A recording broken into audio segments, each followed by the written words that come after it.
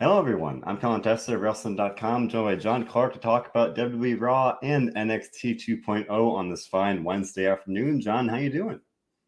I am doing pretty good. How are you doing today?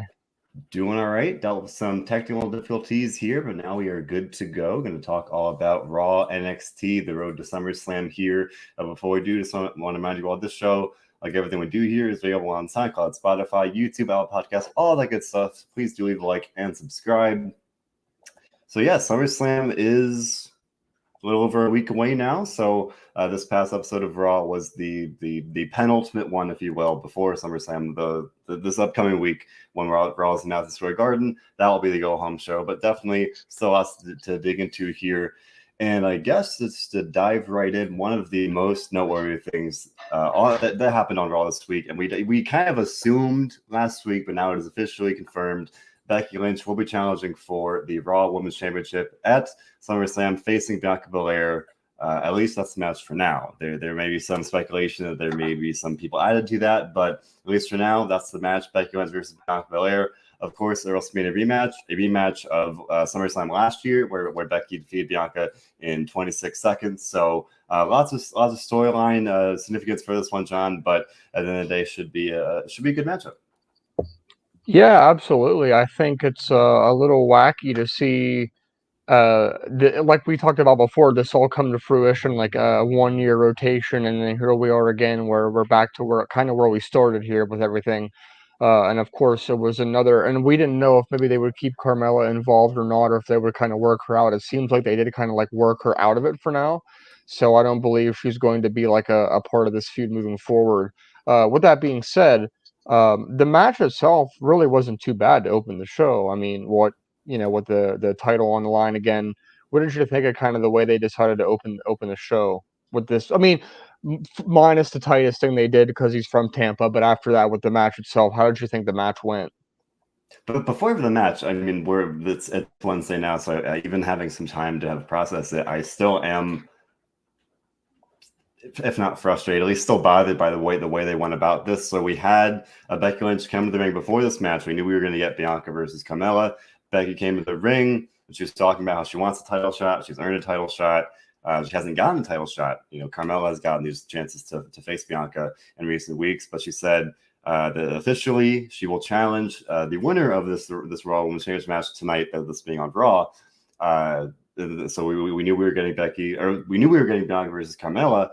And even like just right there, I had a bit of a problem because, you know, are we supposed to have any feeling that there's any way Carmella's going to win? Like that immediately kind of took me out of it. Even if you put that aside, there was no doubt that Bianca was going to win. But even then, like any semblance of a chance, right, gets kind of erased. Like, they're not going to do Carmella versus Becky at SummerSlam. Like, that's not the match. If it were someone, I'm not trying to knock Carmella, if it were someone, that had been built up better or something, a stronger contender, that's one thing.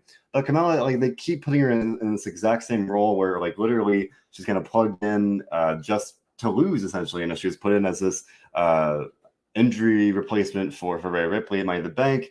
Then, it gets dragged out a little bit. And, now we get this match again on Raw.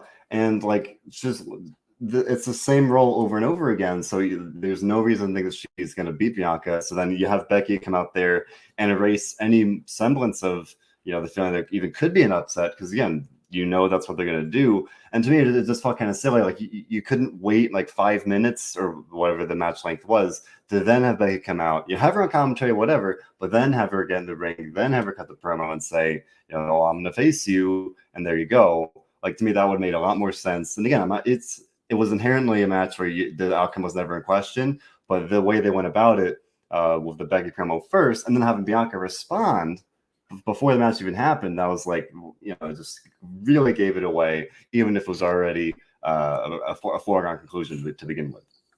Yeah, I would agree. The fact that they decided to kind of go that direction was a little confusing because why would they want to basically, like you said, spoil what they were going to do? Which, I mean, even though there was no doubt what was going to happen, it was still an interesting way to do it. Uh, Fast forwarding a little bit to the match they're going to have here next week, Honestly, I think it really could go either way. I'm not sold that Bianca's going to win this in kind of a revenge match 1 year later. Do you think there's a chance here that Becky kind of gets the title back? That would be one of the, I don't want to say, one of the worst decisions they've made recently, but like that would not be good. I mean, it's July now, called the end of July for SummerSlam. Bianca just got the title at WrestleMania. Granted, her reign so far hasn't been great. The Rhea Ripley injury, that has been a factor. There have been other things as well. Becky had a pretty lengthy run as it was. Could she get the title back at some point? Sure. Is this the time to do that? I wouldn't say so. There's still some, I would say, plenty of matchups that Bianca could have and that Becky could have as well. But fresh matchups for Bianca. She hasn't really faced Asuka so much. She hasn't really faced Alexa Bliss. She hasn't really, the once she does get this feud with Rhea Ripley, whenever she does come back, that's another kind of really exciting matchup as well. There are a lot of possibilities there, and it'll just be such a step backwards to me to have her lose to Becky, because the whole point of this entire storyline, dating back a year ago, literally, was that she got, if not screwed out of the title, that she had the setback. She took call it the better half of a year or whatever to get to WrestleMania, to get the title back from Becky Lynch, then to kind of step back and have her lose it again. Yeah, that would just be pretty much essentially quite literally one big circle, and that doesn't really do anything for me as a fan. Like, I want to see her persevere to beat Becky, to finally to really prove she can really stand on her own. Because if there's any doubt so far that she is kind of maybe one rung below the four horsewomen or whatever, like, at least this would really kind of cement her as a top star, beat Becky again, and then move on to other stuff, whatever it might be. Whereas if she loses Becky again, we're right back where we started. Becky wins the title again, and it's like, what was all it's even for? Yeah, I mean, I guess that would make sense. If I had to guess, I probably would say Bianca's going to retain. I just think that makes the most sense right now with where everything's at. Yeah, I mean, and just this match in general is kind of a microcosm of the SummerSlam card right now. In a way, it's basically, by and large, rematches from WrestleMania and rematches from Money in the Bank so far, with exceptions. They officially announced Riddle versus Seth Rollins. We'll talk about that in a minute for the show. But otherwise, you got Brock Roman again, Becky Bianca again, Usos Street Profits from Money in the Bank, and that's something we've already seen several times anyway. So next week on Raw, hopefully they do something, some promos or something, just to kind of add a little more magnitude to this rematch. Because, like, yeah, the story's already there, but we've already seen this match. We're ahead of WrestleMania. Like, to me, I wonder how they're going to really kind of get that investment beyond just the inherent interest. It's Becky and Bianca. There is that year-long story. I'm hoping for a little more spice on Let's Go Home show. But I just mentioned this, so I might as well dive in, because this, again, like last week, we were assuming this would happen. Now it's official. Riddle facing Seth Rollins at the PMI event. Riddle was on the KO show on Monday. Kevin Owens is back. Also worth mentioning, he was absent for several weeks. Owens mentioned he was on a nature retreat, trying to get over this whole obsession with Ezekiel. So it seems like that is kind of finally in the past here. And he invited Riddle out, and he said, basically, I've lost a friend where he was friends with Rollins, and Rollins has been doing something now. Riddle obviously has temporarily at least lost Randy Orton out with injury. So he said, why don't we form RK, bro KO, essentially, because KO, Riddle turned him down, called him a liar. Obviously, Kevin Owens didn't like that. And then, as it turned out, Rollins attacked Riddle from behind. Now, just before the show, they announced the match for SummerSlam of Rollins and Riddle. And this, like, they didn't do it here, but sometimes they'll do that where they'll announce it before the show, and then they'll reveal it on the show as if it's totally new information. Now, granted, people in the arena, or maybe people that don't keep up with whatever's announced on social media, maybe that's new information. But sometimes they'll do that in a way that's like they announce it as if it's new on the show when it's not. Thankfully, they didn't do that here, so they handle it a little better. But regardless, the match is official. Rollins versus Riddle. Now, we talked about this last week. It is interesting. Rollins has lost 3 pay-per-view matches in a row to Cody Rhodes. Riddle in a bit of a slump as well. He lost at WrestleMania Backlash, and I don't even think he was on Hell in a Cell that I can recall. Yeah, he's been out for quite a while since they kind of turned their back on him, and then all of a sudden it's like, are you coming back or not? And when, if so? Yeah. So now Riddle will be on SummerSlam here. And it's just weird because both guys really need this win. This is a good chance to really cement Riddle as again, if he's already a borderline top guy, you beat Seth Rollins at a big show like this. That's definitely a saving victory. But Rollins, I guess to counteract that, having lost several times in a row, not to say he's like lost any status, but like he's definitely on a bit of a cold streak here. I definitely think he could benefit from a win here, even if the outcome would be then maybe there's a rematch at Extreme Rules, whatever it might be, and Riddle could get it back. I definitely think Rollins might need this more at this point. Yeah, I mean that would make sense, but if you look at this Rollins and Riddle thing, with the match they're gonna have, like we talk time and time again about how Rollins has been losing and losing and losing, and then Riddle is like, well, he's kind of winning, but then he's also been losing too recently. Like, if you think about it, like somebody's gonna win finally. Like somebody's finally going to win a match. Like I don't know. There's nothing on the line, at least right now. Um, I thought it would have been a good opportunity to kind of make this like a number one contender match, but they didn't do that. I think instead we're gonna get the Drew McIntyre and Sheamus, and that'll be a number one contender match for the Clash at the Castle event. So, nevertheless, looking forward, and how Kevin Owens plays into all this because he returned as well. He's kind of in a holding pattern too now. Like, I mean, he's not really doing anything himself. Like, what does he do? I mean, at this point, this to transition nicely to what we're going to talk about next. I mean, it's essentially a week away until SummerSlam. Call it. We got next week, and then it's next weekend. Owens just came back this past Monday. He pretty heavily implied that he's kind of, if not 100% done with Ezekiel, like that he's trying to move on. And you could tell there was some, still bad feelings there. He wasn't like gonna just completely move on, but like he said, he went on this nature retreat to get away from it, and he said, "Oh, I still want him to fail," but like, he moved on in the conversation. So the implication was that like he's kind of mostly over it. So if they really want to get him on the card, which I think he deserves to be on the card, they could circle back and throw something together for that because that's the story they've been telling. If not that, I really don't know. There's nothing jumps off the page to me of like, here's how you can get Kevin Owens on a SummerSlam card in a meaningful way right now. Other than that, because otherwise anything else would be pretty randomly thrown together. And I think that's also true in a lot of ways. Next week, it feels like a pretty safe assumption that we are going to see Edge at Madison Square Garden. That's something they've been kind of teasing here for the past number of weeks. These mysterious vignettes that at first seemed like Bray Wyatt, very dark and mysterious. Then lots of Easter eggs, very clearly, it's Edge. And now this past week, he had the vignette saying, "I am coming to," and it didn't say what, but I think it's fair to assume it will be, he's coming to Raw, and presumably this coming week here. And that obviously plays into the whole Judgment Day thing. On Monday, more attempts by Damian Priest and Finn Balor to recruit Dominic Mysterio for whatever reason. And they almost got him. They attacked Damian Priest, pinned Rey Mysterio cleanly during Rey Mysterio month of all things, and beat him clean. And then after the match, Judgment Day attacked him. Damian said, Dominic, if you don't join us now, he's going to smash Rey with a chair. Dominic said, "Okay, I'll join you." And then that wasn't good enough, so they attacked Dominic anyway. Damian Priest vowed that next week Mysterios will fall. Mysterios vowed to show the Judgment Day what being Mysterio is all about. So kind of where they come to a head next week, where we've got Mysterios versus the Judgment Day in a tag team match. That's interesting because you factor in the Edge thing here, and to me, kind of the same thing as Kevin Owens in a slightly different way. At least you could kind of quickly plug Edge in, and they were even telling the story. They betrayed him, they could come back. But that's still, if he comes back on Monday, SummerSlam's next weekend, so like that's a very quick turnaround.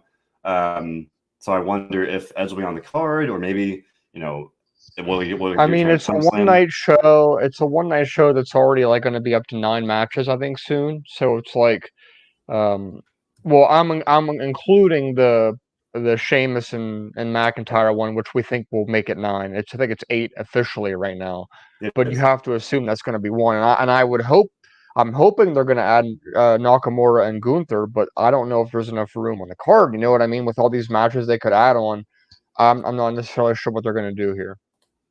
I mean, hey, I would love to see Gunther versus Nakamura, but that's one of the things where I'd almost rather see it on TV because then maybe it would get more time. As you just said, it's already an 8-match card.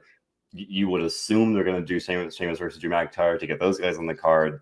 They have made it very clear they don't have any problem not having the IC title on the card. So I think in that case, might be the 9-match card It there. might as well be the TV title at this point.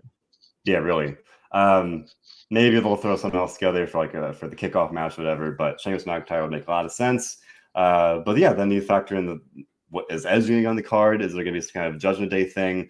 Grim fan predicting maybe. So next week, beyond that tag team match, it will be the official 20th anniversary for Rey Mysterio WWE. They're going to celebrate that. So he's predicting Dominic will ruin that. Will join Judgment Day next week. If not there, then at SummerSlam. I mean, they make good points. Like Dominic hasn't, beyond the tag title win, he hasn't really benefited all that much working with Ray lately. They haven't done a whole lot together in terms of tangible success. They haven't done a whole lot.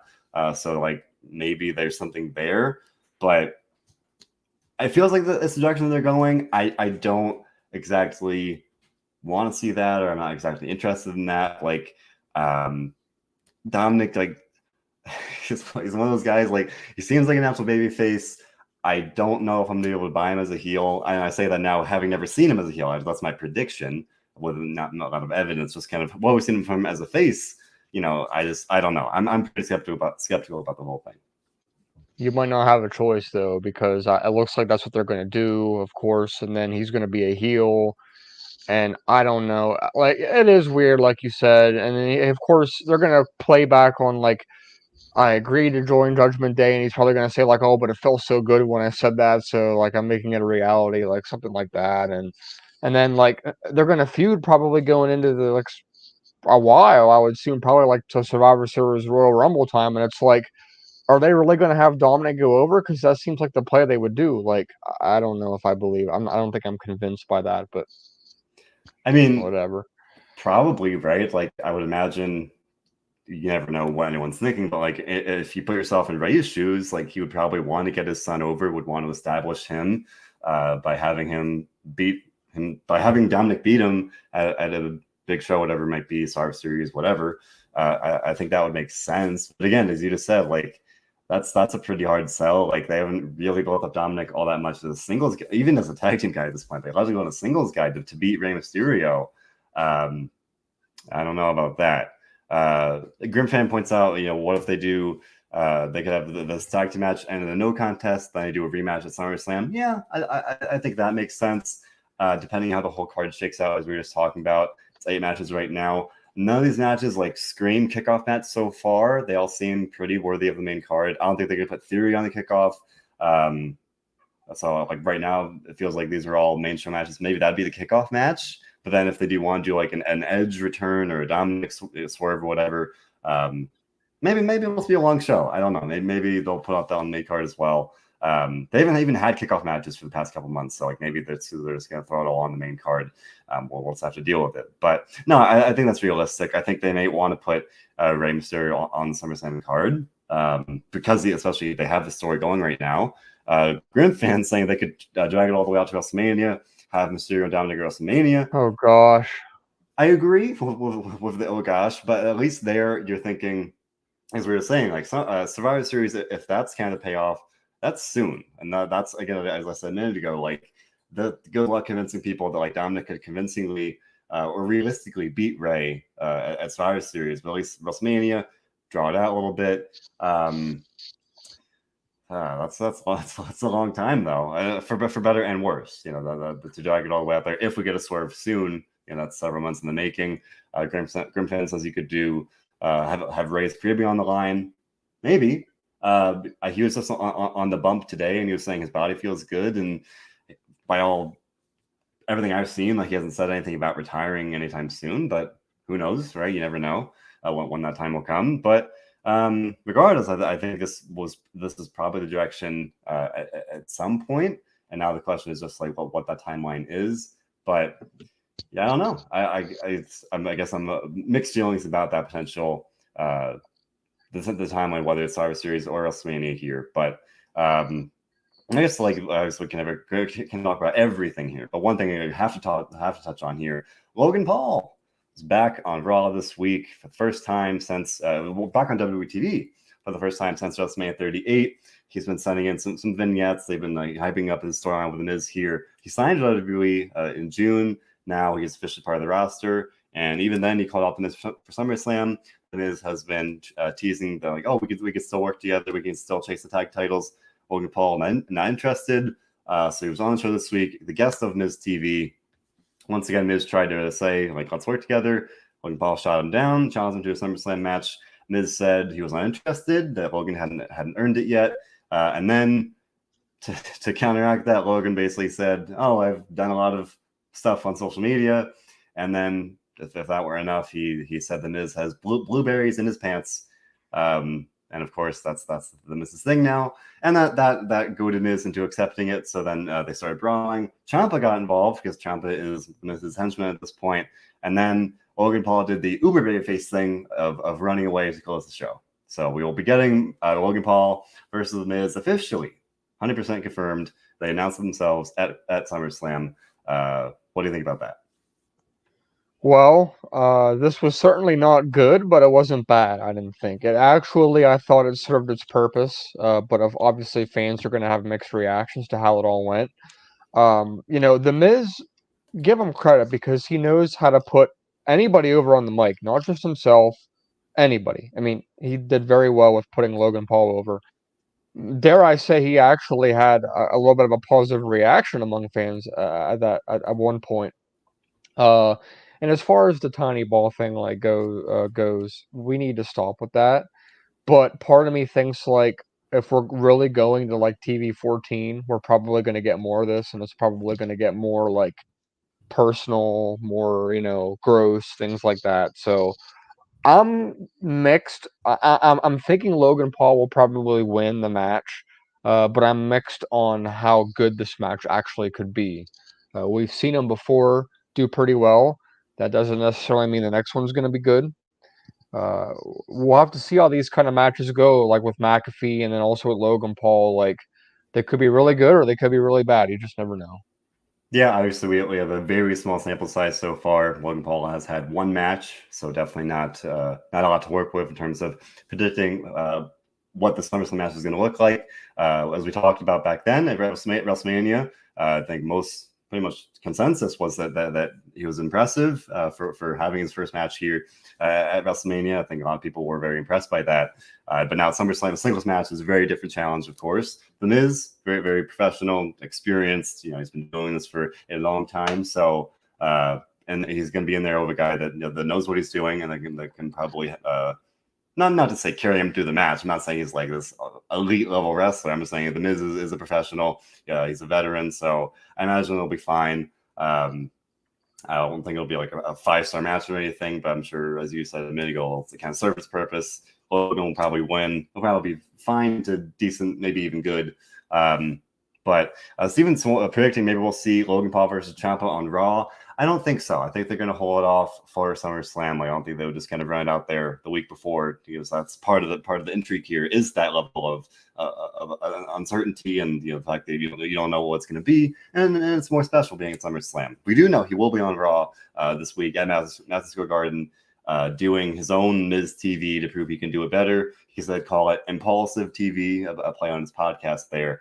I don't think it's going to be a tag team match, as Steven is saying. He's saying maybe we'll do Paul and AJ Styles versus Miz and Ciampa.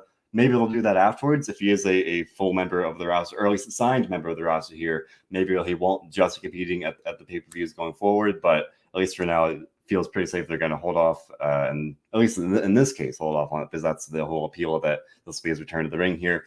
Grimfan says Miz will win with Ciampa's interference. I don't think so. I think this is definitely an opportunity to have Logan get a win here. He already got the one SummerSlam, but this is, again, it's a singles match against The Miz. You give him a win against former WWE champion.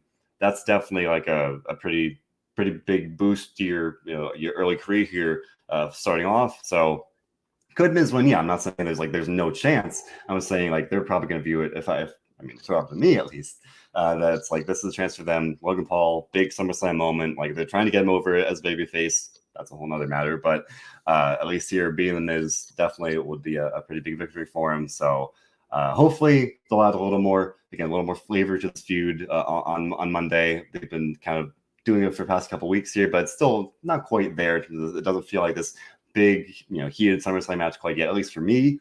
But we'll have Logan Paul on Raw. We'll assume it is going to get involved, and then we'll see how the match goes on SummerSlam. I guess one other thing I did want to touch on, because it bothers me at least. We had more 24/7 title shenanigans on Monday, and John, Alexa Bliss briefly won and then lost the 24/7 title, and I was just like, they've demoted Alexa Bliss to the 24/7 title.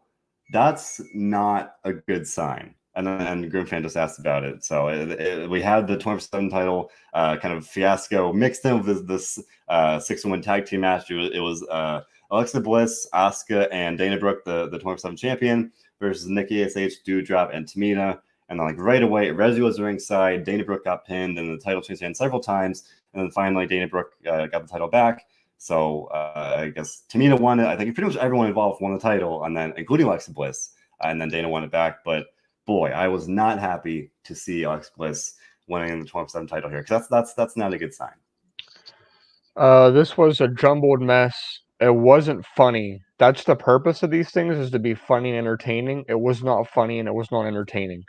If they aren't going to provide us with like the Akira Tozawa R-Truth comedy they were doing before, then this just needs to stop completely. It was at least somewhat funny before, like, they did the whole wedding thing and things like that to make it funny, entertaining. This isn't that. It's just not. And forget about Alexa Bliss being involved in this, but the fact that Asuka was also involved in this and was dancing after and celebrating with Alexa Bliss in the ring as they won. I mean, to me, it feels like they just switched like Carmella and Asuka as far as their places go on the roster. And it's like, you can have more than 2 or 3 females important on the show. You don't have to just degrade everybody else and have a few actually mean something. Little disappointing. I don't know. Just make Alexa Bliss and Asuka the tag champions or something. I mean, anything is better than what they're doing with this. So it's a little frustrating to see them doing that. And the fact that women's division isn't doing much better themselves anyway. So I don't know. Right now they have 5 or 6 women that are actually doing something meaningful and important, and everybody else is just kind of only on the show to be on the show, and that's it. Yeah,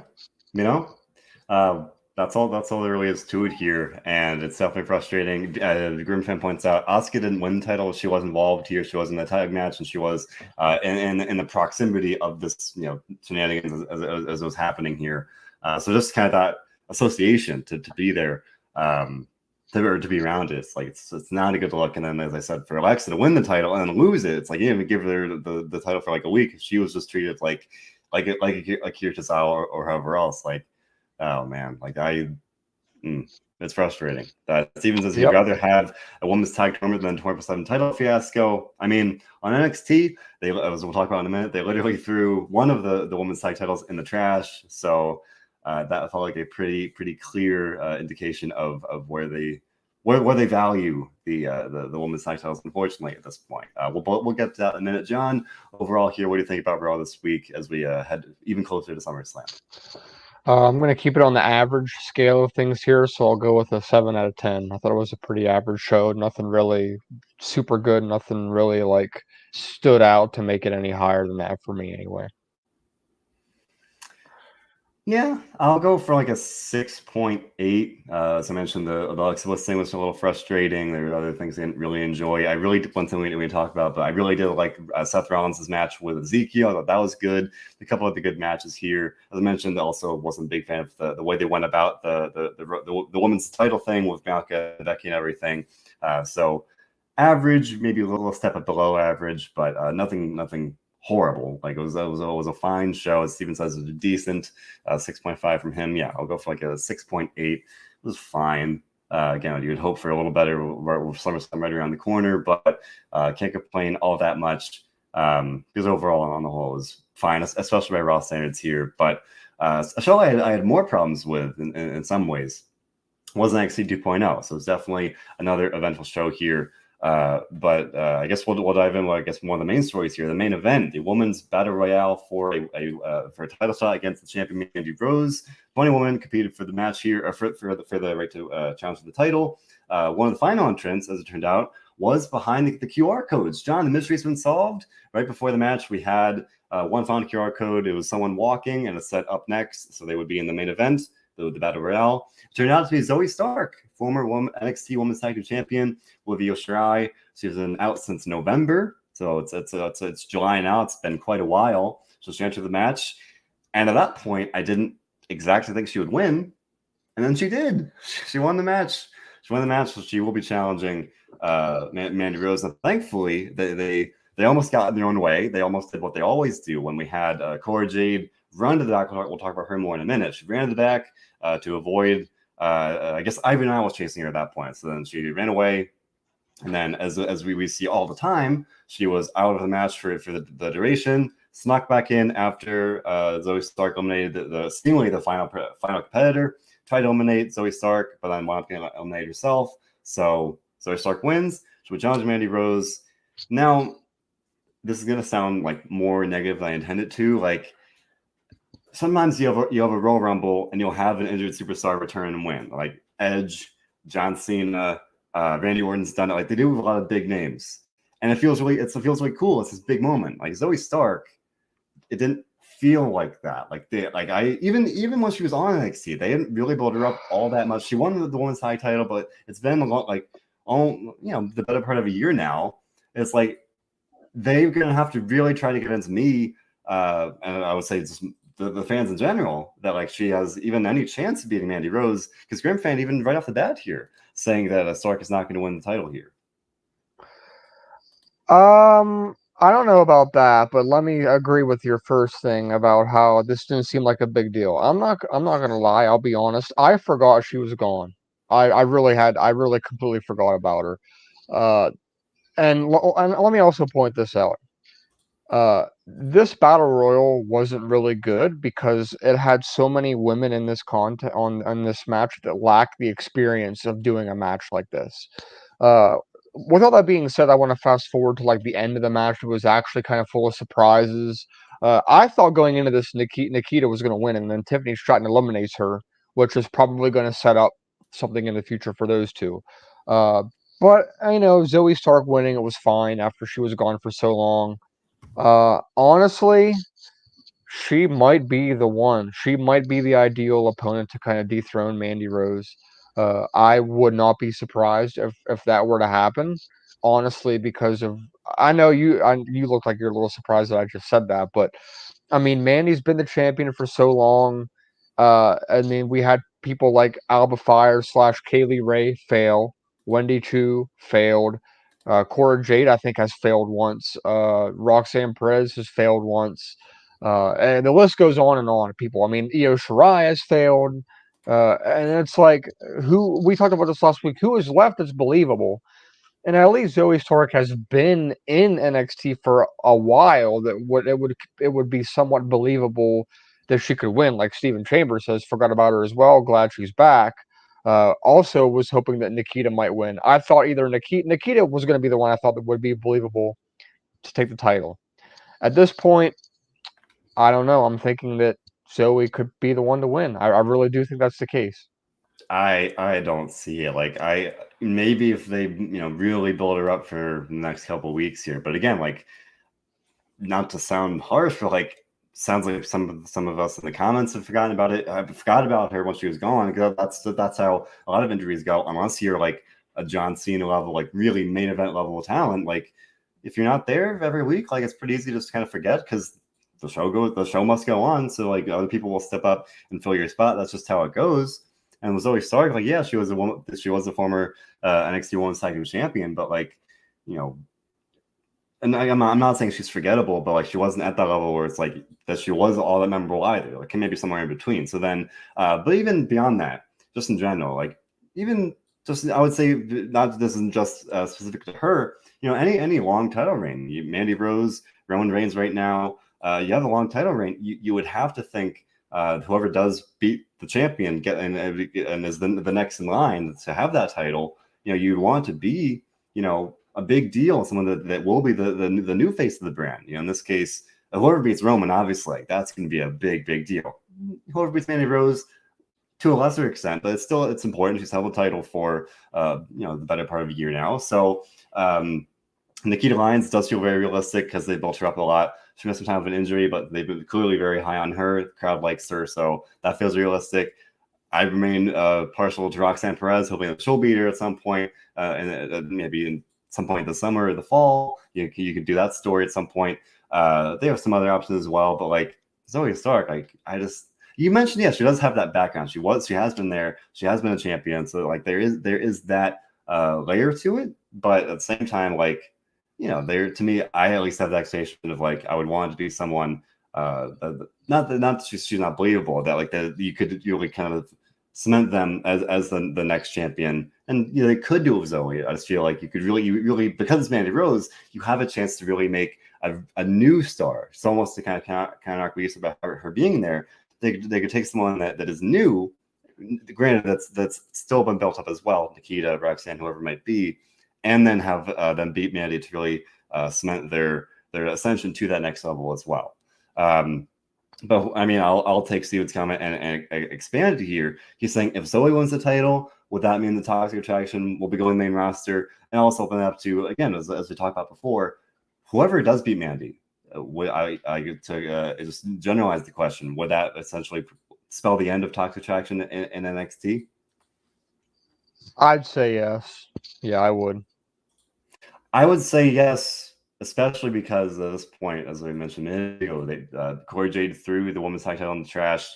If they don't crown new champions, that lessens the, like, to me at least. So did they officially like forfeit the belts now? Are they officially vacant, or did she just throw it away, or was that like, I don't? Not that I've seen. Corey Jade threw it away. She threw the title away, and we can talk about that now. So as we talked about last week, big story was that Corey Jade turned on Roxanne Perez 1 week after they won the women's tag titles. So Corey Jade was going to challenge Mandy Rose. Roxanne Perez was going to challenge Mandy Rose. Corey turned on her during the match, cost of the match.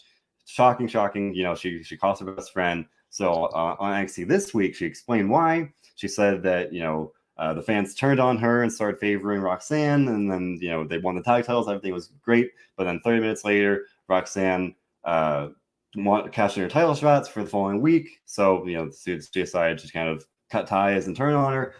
So then she said, having betrayed her best friend, the title didn't mean anything to her anymore. All it represented was a lie. So she threw the title in the trash. Grim Fan says the Corey Jade pulled Medusa, as obviously Medusa famously threw the women's title in the trash years ago. And we hear in this, it was the tag titles. Now it's interesting because it was a tag title, right? You do have a second member of the team, a second title. And as far as I like to think I follow stuff as it happens. I follow the news as it comes along. They didn't officially say anything on the show. I haven't seen any official announcements about the titles. I haven't seen, they've been vacated, relinquished, whatever. Nothing. Roxanne Perez did not appear on Tuesday, so at this point, it is unclear what exactly will happen. But having one of the members throw the title in the trash doesn't look good for the title. So I would assume at the very least it'll be vacated.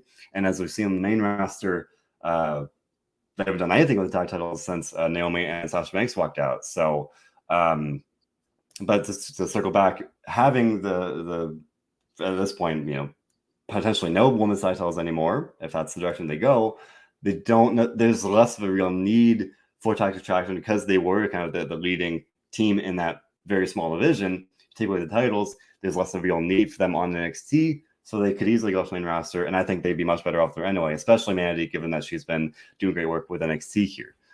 Grim Fan, as we're talking about the Toxic Attraction, saying, what if you have one of the members swerve Mandy and turn on her? I mean, maybe. But again, keep them together. Send them to the main roster as a team. Yeah. And like, that feels like a pretty long-term thing. They haven't really built up either one as a real singles competitor here. They've been such an established unit as a tag team. I could see Gigi Dolan maybe, but that would take some time, I think. And maybe they could just still do that turn down the road.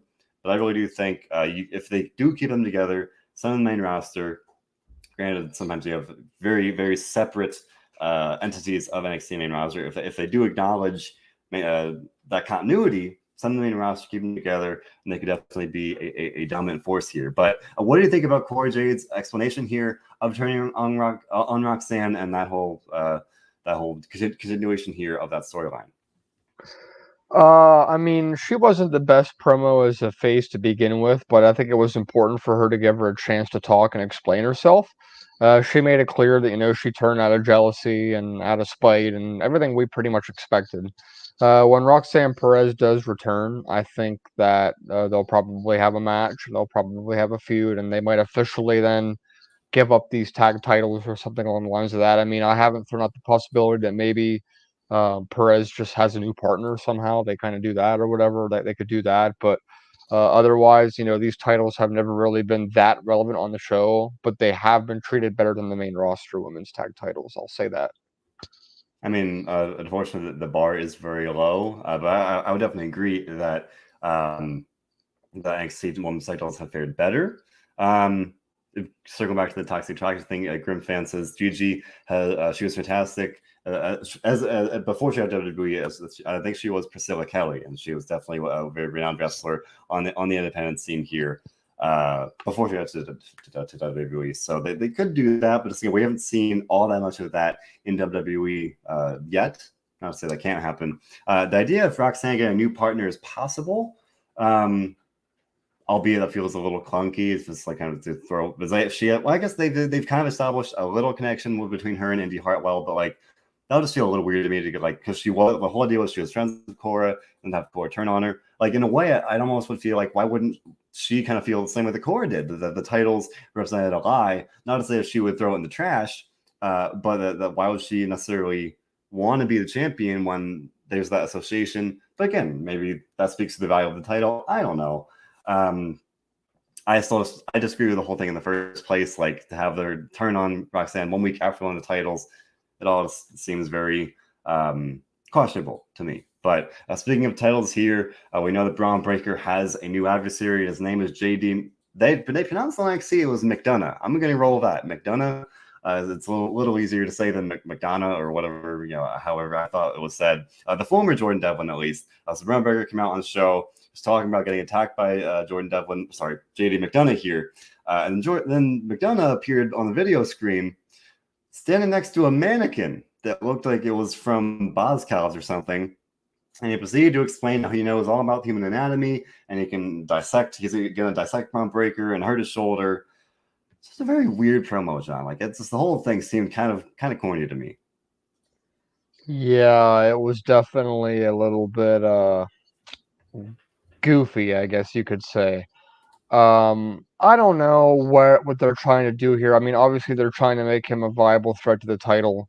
Later on, I think he threatened to rip off his arm or something. Yeah. I think later in the show, or his shoulder or something like that.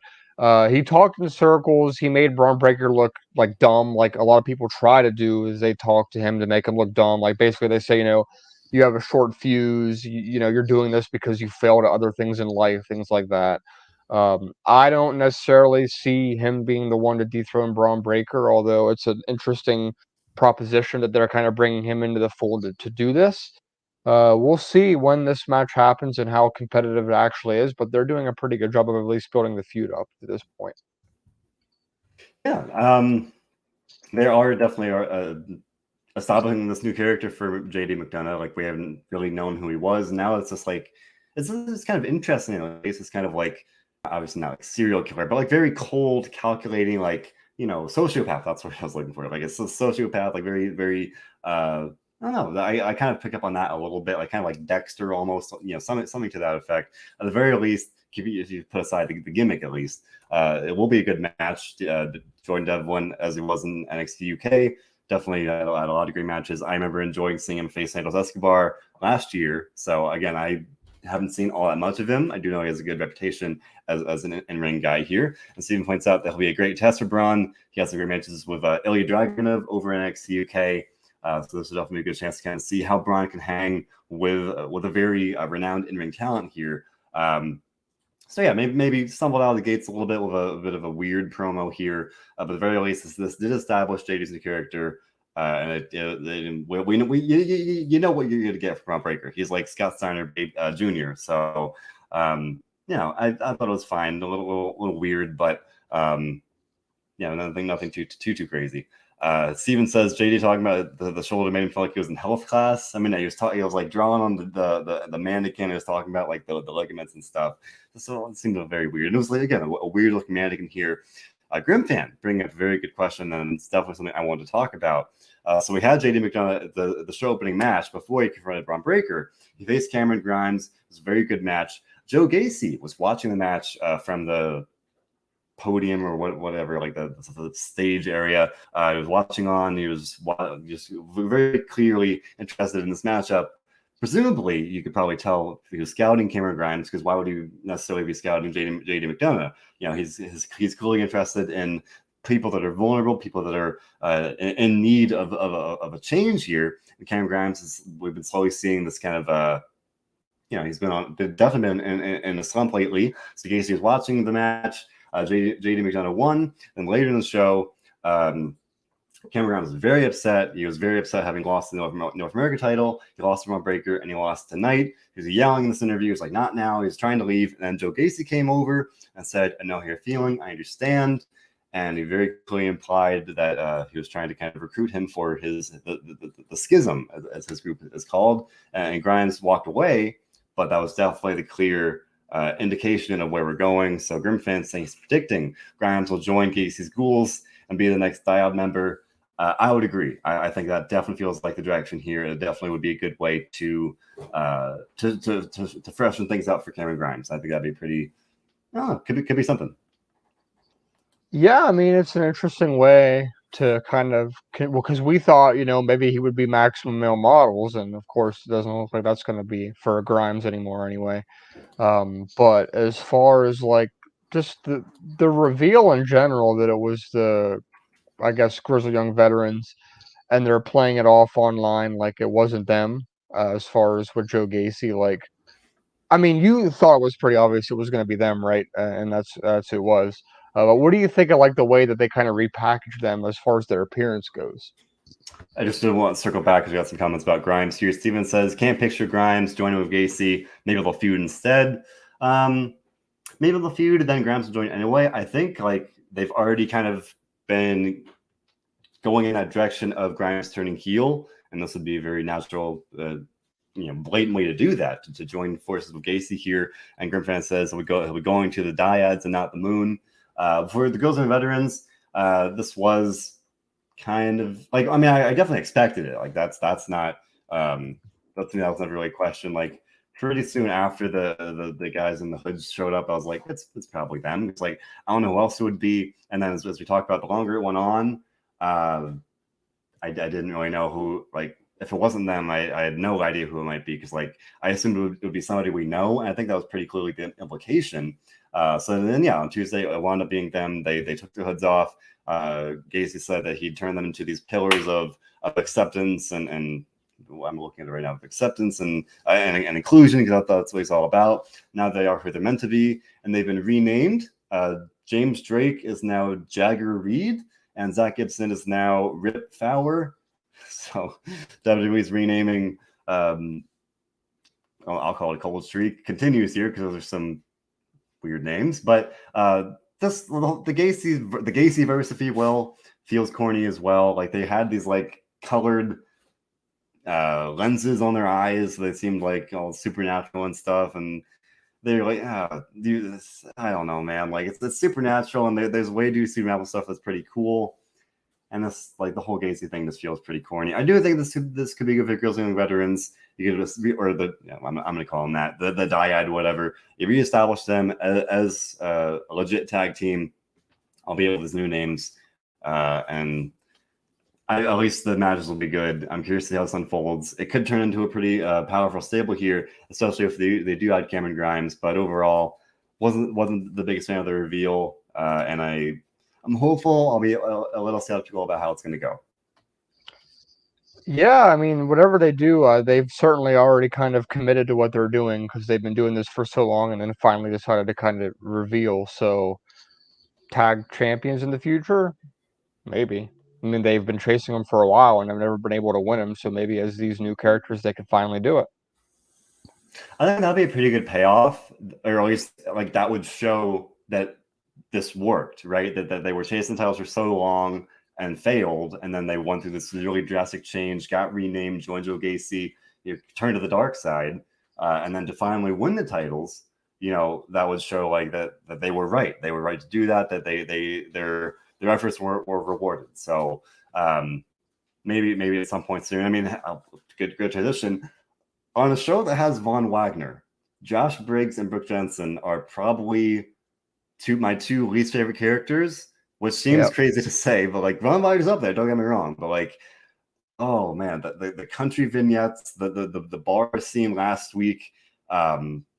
If you're from the country, no, I have no problem with you. I'm saying the stereotype, like this is 100% like the worst stereotypes of like country music and redneck and stuff like that. All this stuff, like it's so like corny. I keep saying a lot of these characters are so corny. It's just like they're talking about like I don't even know. At some point they said like Roll Tide and something like that. Like, Yeah.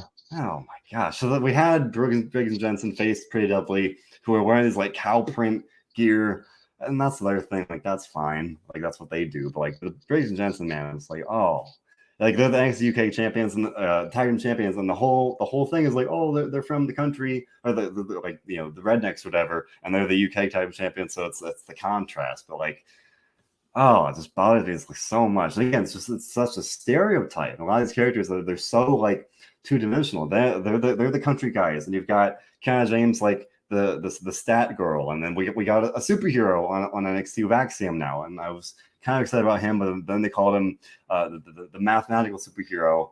Yeah. So I don't know about that, but yeah. But I bring up Briggs Jensen because and maybe just kind of to combine two ideas here. You have the Grizzly and the Veterans. You can establish them as a good team. The gimmick might not be great, but it'll at least be a good match, or like they're good in the ring. So it's this weird balance of like some of these gimmicks are like really not good, but a lot of the wrestling is, and that's NXT 2.0 in a nutshell at this point. Yeah, and you pretty much never know what you're going to get nowadays. You're watching and they do something different every week or a new character or somebody changes characters. It's developmental for a reason, though. Yeah, and I try to keep that in mind, and so I always feel bad like knocking the show so much because like it is developmental. I understand that, but like you're gonna put this on TV, like there's a certain level of like expectation of general quality. And like, I understand we need to be patient and understanding, but like some of the gimmicks are rough. And then we had I mentioned the battle royale earlier, and throughout the show they had these like pre-taped promos of the women's participants, and like the vast majority of them were so rough. Like Nikita Lyons was like talking about like she's a lion, she's gonna roar, just like so corny. It's like man. And then Yep. you got the stereotypes gimmicks, and again, it's very just like I don't know. I'm not trying to like say the one show is evidence, but it's like last night I was watching this show and I definitely felt like wow, NXT 2.0 has taken a bit of a step back in some ways because like so the promos are rough. I myself didn't really care for Cora Jade's promo, at least the way that it was delivered, and then the pre-tape promos were not great. Yeah, definitely. I thought it was just a rough one. Again, I try to be patient, try to be understanding, but like watching the show every week, it's my job too, so I do it. Do I Yeah. like it? Not necessarily. Yep. Pretty much the same. But Stephen Green not digging Briggs Johnson here with the UK titles. Oh yeah, I mean, hey, one of the better parts of NXT remains the Tony D'Angelo's gang. We're going to get them facing the Diamond Mine next week. Diamond Mine, apparently, John, they believe they're the strongest family on NXT, even though they've been pretty much falling apart at the seams over the past couple of weeks here. So we had Roderick Strong facing Damon Kemp, a little Diamond Mine collision here between two members. Then on the video screen, Tony's attacking the Creed Brothers backstage, and Roderick Strong. he doesn't care. He's like, oh, I'm just going to capitalize. Like, Damon Kemp was distracted, so he's clearly upset that his brethren are getting attacked. Roderick Strong is like, yeah, screw those guys. I'm just going to pin Damon Kemp anyway. And he did, got the win. And they ran to the back because maybe he did care after all. At least he wanted to look that way. And then he's scolding the Creed brothers like, but essentially, like, how could they let themselves get attacked? Okay. Yeah. And he's like, well, you got to listen to me. We're going to get revenge. We're going to finish this next week. And then the Creeds, they're Unite Front again. They said, oh, Diamond's family. We're Diamond's forever. We're going to stand tall next week. We're all on the same page. Yada yada yada. Even though they've been blatantly on the verge of implosion. And Tony D said that. It's like, these guys can't get along. Whereas, like, his family, granted, they have their own tensions. They just got over having Legato's failure to coexist. Now they've fallen in line. But that raises a good question. With Steven saying you got to have Santos return next week, that'd be a good spot for it. Or Roderick Strong could cost Iron Mine. So I definitely like that dichotomy of, it feels like one of these things has to give. And I feel we're going to see that next week. Yeah, I think next week's going to be the beginning of the end for all of this for Diamond Mine, I think, and for the combined family they're doing over the D'Angelo family, because Roderick Strong is just not happy where he's at, and it feels like they're just biding time before they just either let him go or actually do something with him or something.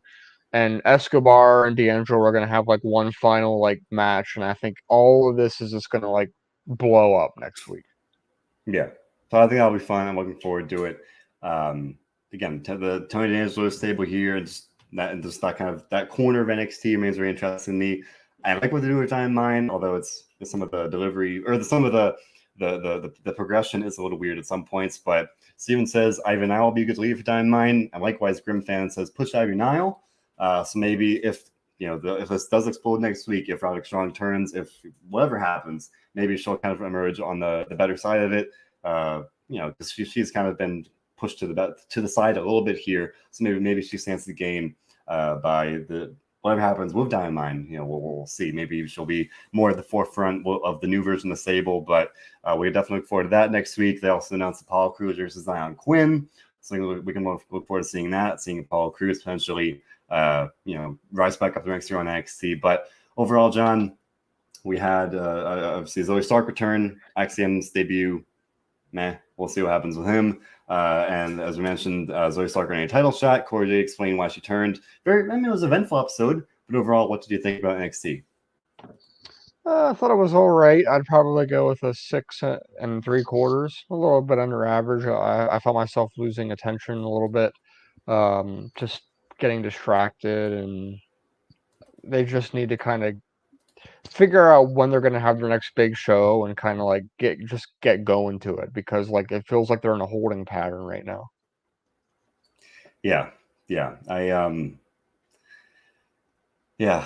It's a holding pattern. It was a bit of a rough watch. I do want to mention, just to bring it up because Steven asked, Axiom debuted, supposedly the former 8 Kid. At first I was excited, this character that's all about comic books. I'm like, oh, that's cool. And like I said, they this really weird, the graphics on the screen, made him, I think it was supposed to look like he was moving really fast, but they looked really just low budget, which is weird for WWE. It's supposed to be you would think high budget, and it looked really cheap. It looked like it was 15 years old, or they did not look good. He was kind of moving fast as entrance.